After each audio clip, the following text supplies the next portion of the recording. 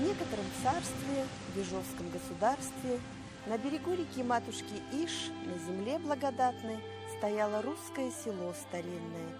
Ижовским устьем его называли, а жили в нем поживали люди хорошие, люди пригожие. Гоголевыми да Белоусовыми их величали.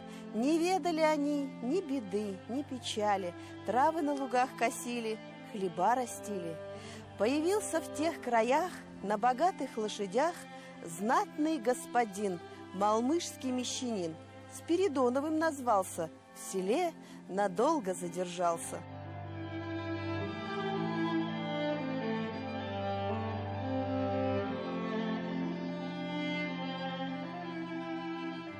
Менделеевск районы авыллары арасында әлеге шигъри юллар багышланган Ижовка дигәне дә бар. Авыл чагыштырмача яшь, аңарның 758 елда нигез салынып, 2018 елда авыл 260 яшьлек юбилеен уздырачак. Әлеге авылга игътибар итүебез аның танылган минераль су чыганаклары белән бәйле. Исемен әйтмәсәк тә, бөтен Рәсәйгә танылган шифаханәсе дә биредә урнашкан. Әлеге җирлекнең тарихына килсәк, ишетүегезчә, ул халык авыз иҗатында әйбәт тасвирланган. Шигырьдәге Спиридонов фамилиясе чыннан да булган кешенеке. Заманында бу авылга җир үлчәүче буларак килеп чыккан ул.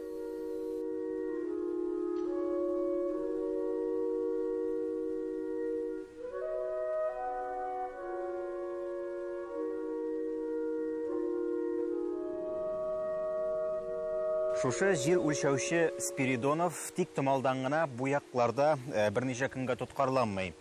Хикмәт шунда, җирле халык аңа Кама буенда бәреп чыккан бик хикмәтле тозлы күл турында сөйли. Дөрестән дә без инде алдагы тапшыруларда әйткән идек, Шулман елгасы ул вакытта күпкә тар булган һәм сайрак булган, һәм аның буенча үзәнлектә, болыннарда урнашкан бик күп сандагы күлләр булган биредә. Менә шул күлләрнең берсе арасында дөрестән дә бер мәлне тузлы күл барлыкка килә. Халык аңа ул кадәр игътибар бирмәгәндә булыр иде, ләкин йорт хайваннары, сыерлар, атлар, сарыклар, кәҗәләр су ишәр вакыт җитсә, төш вакытында гел шул күлгә бара торган булалар. Гәрчә башка күлләр бик күп булса да һәм якын тирәдә генә 3 елга агып ятса да. Һәм вакыт узу белән әлеге йорт хайваннарының башкаларга караганда күпкә сәламәтрәк булулары, сыерларның сөтне күбрәк бирүләре, аларның бузаулары, бәтиләре сәламәт тууларына да игътибар итә халык һәм үзе үк шушы суны куллана башлый. Шулай итеп, биредәге курортка дип әйтик инде һәм шифалы суларга аларның танылуына нигез салына. Узак та үтмәй 1924 елларда бу тау битләрендә санаторий төзелә. Беренче тапкыр менә бу тузлы шифалы суларны тапкан вакыт 19-нчы гасыр булса, инде 20-нчы гасырның башында бу урында санаторий барлыкка килә һәм менә бу баскычлар буенча күреп булган тау битендәге төрле буш урыннар, тигез урыннар, алар элекеге санаторийның корпуслары урнашкан урыннар булып торалар.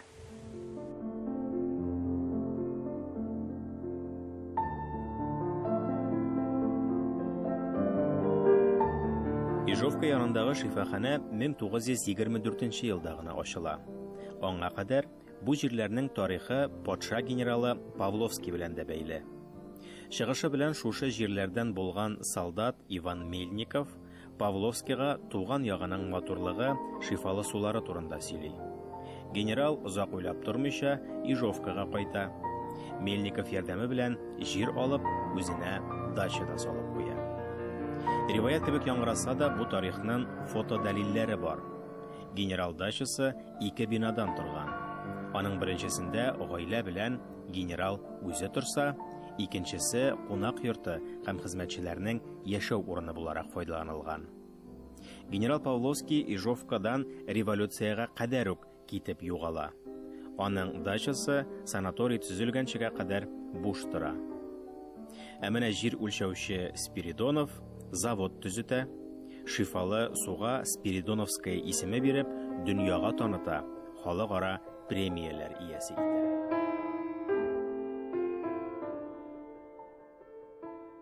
Хочется сказать, что такой источник, он уникален и находится только в селе Ижовка. А просто артезианские источники, поблизости их очень много, есть в селе Ахтиял, также есть в Безиках, Псеве, ну и так далее. Ижовкага юл уңайыннан гына кереп күз салдык бүген. Үзенә күрә лирик шигенеш һәм әлеге төбәкнең тарихи портретына өстәмә булып калсын. Тапшыруыбызның төп максаты Псей авылы. Псей авылы 1682 елда 10 йортлык авыл буларак билгеле. Ул вакыт өчен гадәти зурлыктагы авыл. 30-40 йортлык авыллар бик зур саналган ул чорда. Шунысына игътибар итик, йорт һәм хуҗалык төшенчәләрен аерып карарга кирәк. Бер хуҗалык үз ишенә 3-4 гаиләне сыйдырган. Ягъни хуҗалык эшендә берничә йорт һәм башка корылмалар урнашырга мөмкин булган. Псей авылы төп мында күчеп килгән крестьяннар кошып. Крепостной тәртипләр бит инде бик явыз, бик ни булу сәбәпле крестьяннарның күбесе кошып килгәннәр монда. Монда урман булган. Урманны инде төпләгәннәр, йортлар салганнар. Менә аларның килүе һәм урманда мәченең күрүе, шушы мәчедән алар исемне алганнар. Белгәнебезчә инде мәче ул йорт хайваны. Аны йортка керү татар халкында йолага әйләнгән бит инде. Бүтән мәгълүмат шуннан тора инде. Псей авылының барлыкка килү. Исеме дә дигәндәй.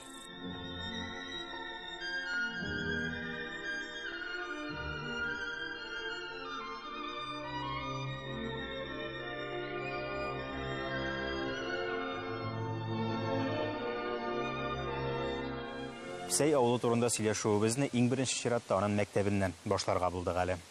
Ни өчен дисәгез, әлеге мәктәпкә быел 100 ел тулды. Шунысы кызык, әлеге мәктәпнең бүтән биналары да урынында диярлек. Аның бары тик иң беренче төзелгән 1917 елгы бинасы гына юк.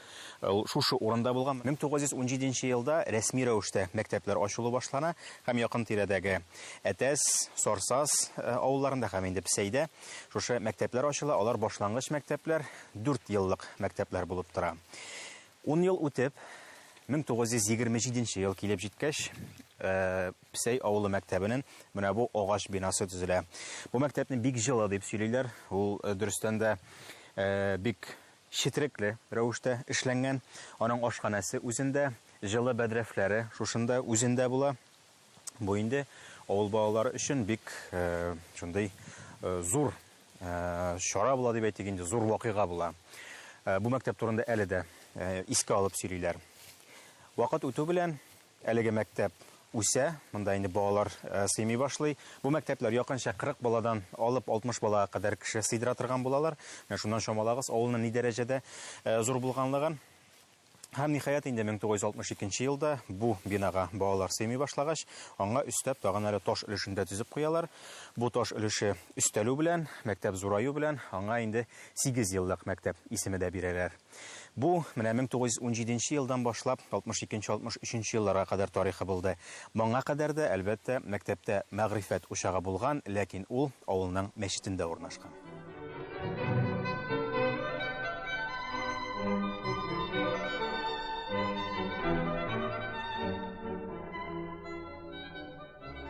Авыл халкы әлеге мәктәпне бүген дә җылы хисләр белән искә ала. Аның нинди булганлыгын һәм нинди өлешләрдән торганлыгын шушы иске мәктәптә 7 ел укып, 41 ел балалар укыткан Фәния апа Гыйльфанова истәлекләре буенча күзаллый.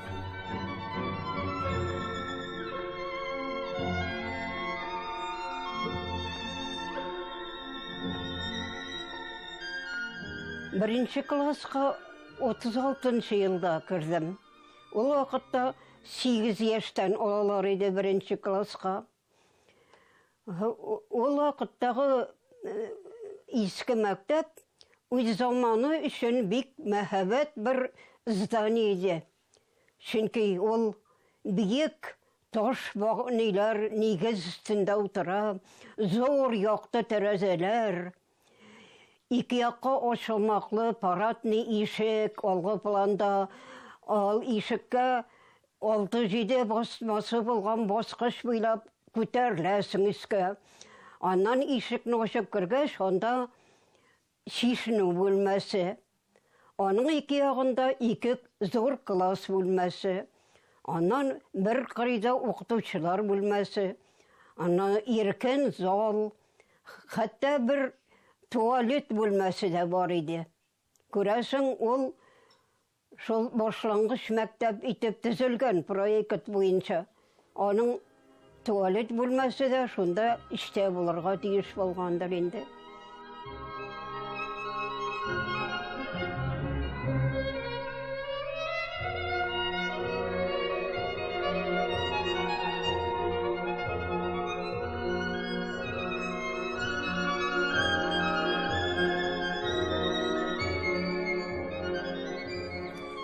Псей авылының мәктәбе музейында әйләнеп уза алмыйбыз, чөнки күп очракта нәкъ менә шушындай зур булмаган музейларда, мәктәп музейларында иң кызыклы экспонатлар саклана да инде. Аның иң беренчесе һәм сезгә күрсәтергә теләгәне бу экспонат буларак инде күп музейларда очрый торгандыр, ләкин Псей авылы турында сөйләгәндә һәм аңа якын урнашкан Сарсаз авылы турында сөйләгәндә, биредәге истәлекле урын, тарихи урын Әбделкәрим сырты дигән җирлек бар. Ул сыртта 1919 елда зур бәрелешләр булган кызыллар һәм аклар арасында. Без инде бу фактны безнең тапшыруыбызның гомуми темасына да туры китереп сөйлибез һәм бу инде ягъни акларның әле бу җирләр өчен сугышкан вакытлары һәм 1919 ел белүгезчә Колчакның әле гаскәрләре Казаннан чыгып киткәннән соң да янәдән Казан губерниясенең бер өлешендә үз властен урнаштырырга теләгән чорлар була. Бу инде соңгы сугышлар, ләкин ул сугышларның изе сакланып калган, патрон гильзалары һәм шушындый менә ул чорның мылтык штыклары кыяфәтендә Әбделкәрим сырты дип ни өчен атыйлар? Әбделкәрим дигән сугышчы була һәм ул сыртта ул кеше соңгы патронына кадәр сугыша һәм анда һәлак була. Һәм 20нче гасырга караган агач лебедкага игътибарыгызны юнәлтәсем килә. Шулай ук бик очраганы юк мондый корал дип әйтсәң корал түгел инде, мондый әсбапның кулдан эшләнгән. Авыл халкы ничек яшәсә дә инде урман байлыкларыннан файдалана белгән һәм бик авыр хезмәтләрне дә башкара белгән дип әйтәсе килә. Һәм инде гомумән Менделеевск районы җирлеге турында, биредәге Турай, Бәзәкә кебек авыллар турында сөйләгән вакытта тагын бер үзенчәлекләренә игътибар итеп узасы килә, монсы инде моның китап битләренә кергән. Ул нәсел тамгалары.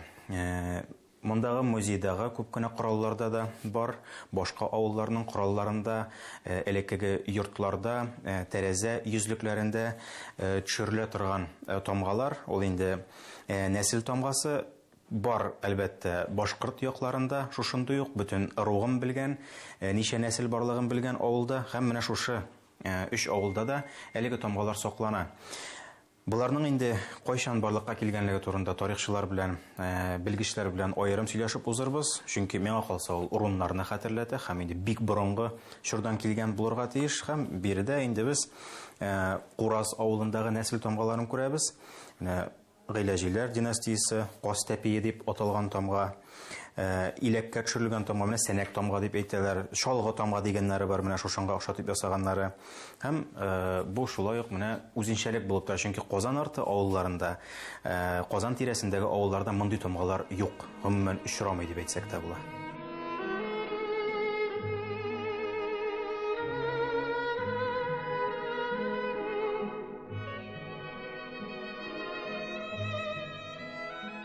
Псей авылына 1682 елда нигез салынган дидек.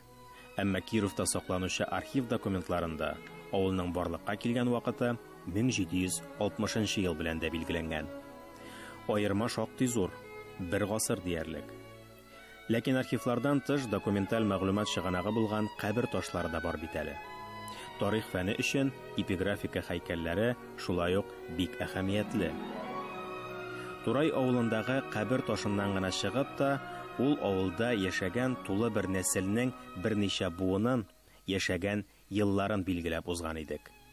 Песәй авылы зиратында 1678 елда Жәдегәр улы Айтуганга куелган таш саклана. Авыл оешып аның зиратына кеше күмелә башласын өчен күпме вакыт кирәк икән соң? 20-30 елмы? 10 елмы? Бәлкем Песәй зиратында тагын да борынгы каберләр бардыр. Шунысын төгәл әйтә алабыз. Песәй авылы 18 гасырда нигезләнмәгән.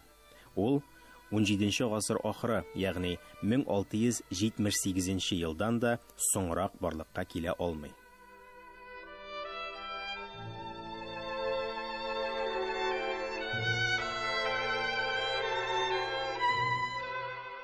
Ул Песәй бер һәм Песәй 2 дип тарихта телгә алына. Песәй 1 Шимән елгасының инде сул як ягында урнашкан 1682 елларда барлыкка килгән. Тораба халыкның бу шушы якка күчеп килүе, ансы инде 19 гасырның башына шамалы белән туры килә һәм соңга табарак 2 Песәйнең бергә кушылуы нәтиҗәсендә Песәй авылы инде наклап ныгып үсеп китә.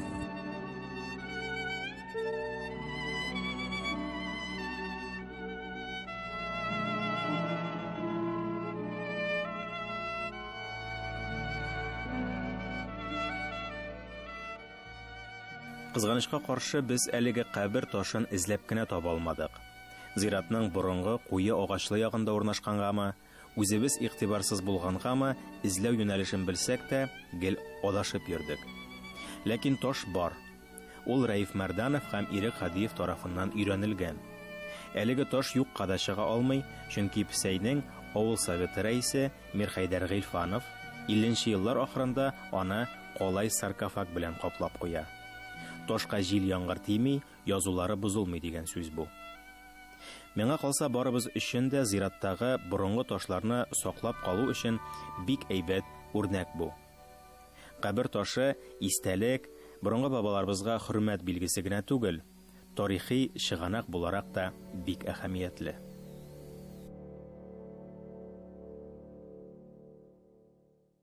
Песәй авылы тарихында тагын бер кызыклы сәхифә бар. 1955 елда ялгышмасам, Песәй зур күмәк хуҗалыкның үзәге итеп билгеләнә. Һәм Песәй авылына якын тирәдәге башка авыллар, әйтик Сарсаз кебек, Ташишмә кебек, Тукай кебек авыллар буйсындырыла дип әйтик инде. Колхоз идарәсе үзәкләре, бөтен конторалары шушында була авылның. Моңа бәйле рәвештә авылда зур төзелешләр башланып китә. Биредә административ биналар төзелә, ансы инде билгеле. Һәм менә бу, мәсәлән, мәдәният йорты бинасы да бу 70-нче елларга карый, ләкин инде менә шул Песәйнең үзәк булып торган вакытында төзелә ул. Бу гомумән Татариядә дип әйтик инде, ул вакытта Тассырда төзелгән иң беренче шушындый зур мәдәният йортларының берсе. Моны беренче секретарь үзе килә ачырга. Шулай ук менә шушы 55-нче еллардан, 60-нчы еллардан үзәк булгач инде күп кеше үзәккә тартыла, башка авыллардан кешеләр бирегә җыела. Уңайлырак ни дисәң дә, авыл кинәт үсә башлый. Хуҗалыклар саны арта башлый. Һәм менә без хәзер авылның үзәгендә басып торабыз. Һәм игътибар иткән булсагыз, шушы үзәктән төрле якка урамнар китә. Бу урамнарның радиаль урнашуы дип атала, ягъни ул кояш нурлары кебек төрле якка киткән урамнар. Бу менә хәзер фонда торган урамга игътибарыгызны юнәлтәсем килә. Аның исеме миңа бик ошады, Комгансызлар урамы дип атала бу. Бәлкем башка авылларда да бардыр андый урам. Бу урамда интеллигенция яшәгән. Ягъни инде кулларына комган тотмаган кешеләр, динсез кешеләр дип санаганнар инде. Дисәң дә Совет властының төп идеологиясен үткәрүчеләр нәкъ менә интеллигентлар була ул чорда. Һәм авыл урамнары турында сөйләшкәндә, бу инде тарихи күзәтү дип әйтсәк тә була. Татар авылының урамы агачсыз булмый инде ул. Анда юкәсендә очратабыз, талында очратабыз, каенында, шыршыларында очратырга мөмкин. Кем белә, бәлкем тамашачыларыбыз арасында тарихи фильмнар төшерүчеләр дә булыр. Ләкин менә бу агач бүгенге көндә бөтен авылларның бөтен ерганакларын, чокырларын баскан агач. Аны күпләр таный торгандыр, бик әрсез Америка өрәңгесе дип атала бу, американский клен дип атала. Бу агач татар авылларында бары тик 66-65 елларда гына барлыкка килә. Шуңа күрә нинди дә булса, революция чорындагы фильмда шушы агач арасыннан алай-булай кызыллар килеп чыкса, демәк, бу режиссерның тарих фәнен укыманлыгын күрсәтә. Шуңа бу инде әзрәк авыл урамнарын күзаллау өчен шундый бер комментарийда булып торсын, ремарка булып.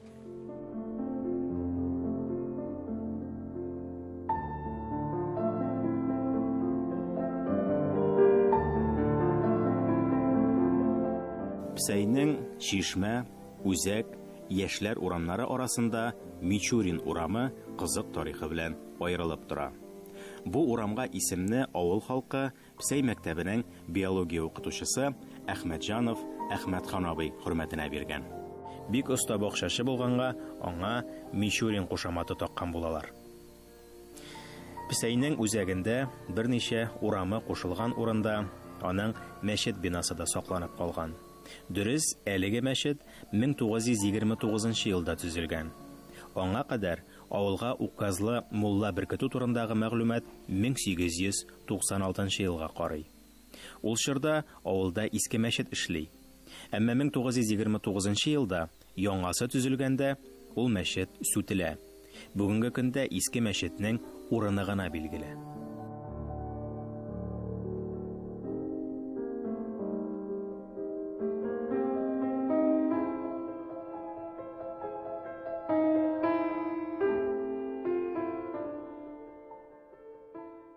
Хатирәләр, мен әйтер идем, үземнең мин күрше авылда туган, әтәсе авылы, Кураза авылында инде. Минем әбием сөйли торган иде. Оклар әбинең өендә төн чыкканнар. Алар кич белән килеп кергәннәр инде, төн чыкканнар. Әбинең кызы булган, инде ул миннән олы иде, минем апа булып, базга яшергән. Ул мискинкәй инде төне бие бу базда утырган, тавыш та чыгармыйча. Но ике офицер һәм берничә солдатның өйдә төн кунып чыгуы хак. Алар ике обоз, ягъни ике арба белән ишек алдына кирип туктаган булганнар инде. Иртән инде кызылларның килеп керүе нәтиҗәсендә оклар бер арбаны инде калдырып, икенчесен белән төялеп чыгып качканнар. Әлеге арбадагы нәрсә булган? Патроннар, гранаталар, аны инде әби белән бабай инде барып чыкырга күнгәннәр. Вакыт үткәннән соң, мин инде үзем 59 елга, безгә сөйләгәннән соң, без где-то 70 елларда инде бераз үзеп шул урынны барып карадык инде. Бар идәндә патроннар, граната калдыклар инде. Ну, курыкмаганбызны шортлар дип тә куя барасың. Малай кеше менә окларның безнең якта частьләренең шигенеп мизә ягына китүе инде, менә шул турда мәгълүмат бар.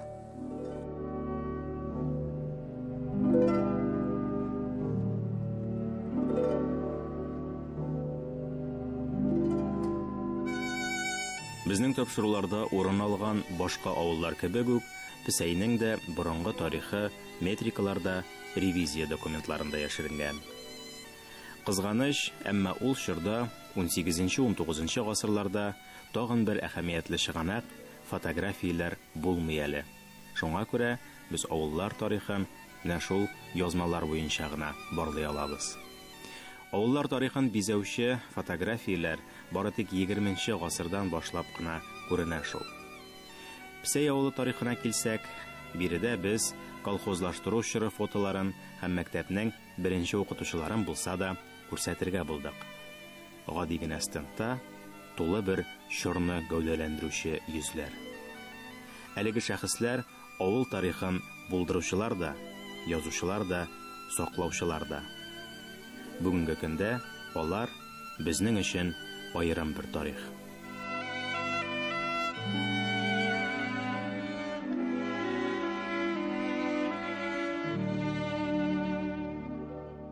Бәзәкә, Турай һәм Псәй авыллары тарихын барлаган вакытта шунысына игътибар иттем. Биредә бик күп урында һәм бик күп санда урнашкан төрле шифалы су шишмәләре булмасын, әүлия куелары, изге шишмәләр булмасын, барысы да бар. Һәм алар барысы да диярлек менә шушы 3-4 авыл тирәсендә урнашканнар. Писәйнен без үзәк булып торган, күмәк хуҗалык үзәге булып торган вакытларында әйтеп уздык. Менә шул вакытта шушы күмәк хуҗалык составына кергән Ташишмә дигән авылда гомумән 7 шишмә булган. Кызганычка каршы бүгенге көндә Ташишмә дигән авыл юк. Бу инде менә шул үзәкләштерү, колхозларны эреләндерү процессының бер тискәре ягы дип әйтсәк тә була. Ничек кенә булмасын, бу якның бәхете судан ахрысы. 3 көн буе әлеге тапшыруларны төшереп йөргән вакытта без нинди генә кое, нинди генә шишмә суларын эчмәдек, бүген инде менә өстән үк су куя башлады. Әлегә менә шулар, киләсе очрашуларга кадәр сау булашабыз.